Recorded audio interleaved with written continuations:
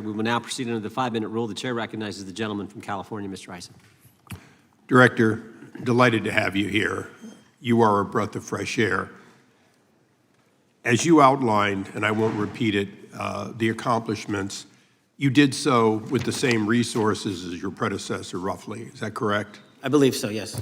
And so how much of that has to do with taking people out of the backside of the FBI and moving them into the field, into doing the job for which we primarily pay the FBI? It's exactly what we needed done. 1/3 of the FBI's workforce resided in the National Capital Region before I got there. 1/3 of the crimes do not happen in Washington, D.C. Not anymore. Not anymore. So 1,000 personnel of the FBI were deployed across this country on a permanent basis, and every single state in this union is getting a plus up, not a reduction, a plus up of 1811s of intel analysts and support staff. And that is why the crime rates are going down in record numbers.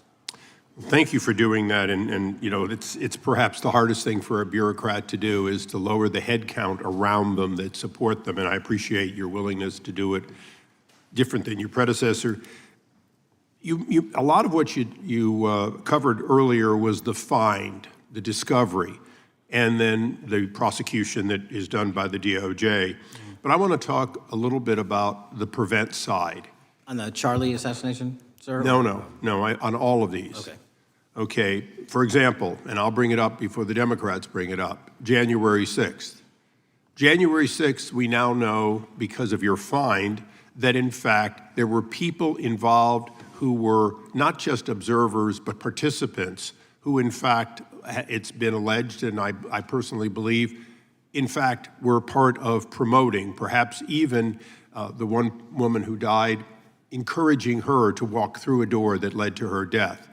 When you see that kind of activity, and you know it was done under predecessors with full knowledge, whether it's January 6th, where embedded people crossed the line, or any other activity, including obviously the Russian hoax that we're now dealing with up in, front and center. My question to you is, what can you or others do to prevent it from occurring again? Not on your watch, but on future watches. How can we know that this won't happen again the moment you leave the FBI?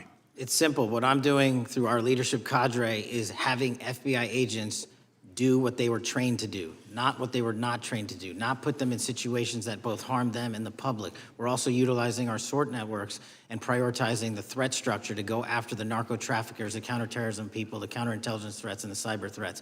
That's what they were trained to do, and that's what we're letting them do.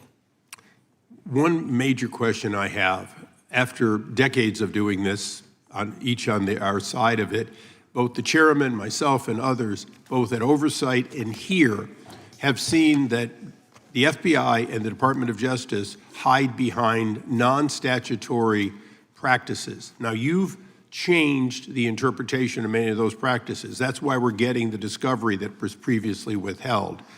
How do we work together to make sure that we never again have false walls, non-statutory walls that say the Department of Justice has a prohibition about giving, quote, you fill in the blank, that has led to the chairman not seeing anything until you took over? I'm wedded to aggressive constitutional oversight. Having been a House congressional staffer, I know that is an important part of securing our democracy. And the way we make it an everlasting, enduring process is by showing the American people the results of what we are doing and the important work of this committee and putting it out to them so they can see government waste, fraud, and abuse. And then they can demand from our constituents and our electors that they want this process to continue. Last major question here. Some things are so sensitive that we both would agree they cannot be made public. Will you commit to this committee, when it is too sensitive to disclose, that you would at least make it available for in-camera review by the chairman and ranking members or others designated? I have done that, and I will continue to do that. Well, thank you, Mr. Chairman. This is a breath of fresh air. This is the beginning of what we need. But my questions today for the director are ones in which I believe that we do need to codify by agreement or by statute, if necessary, the kind of openness and transparency that we're seeing from this administration, the kind of discovery that's allowing us to do our oversight properly. And I would hope that that be the follow-up to this, obviously along with the Attorney General, and I yield back my 4 seconds. Thank you. The gentleman yields back. The gentleman from New York is recognized. Thank you, Mr. Chairman.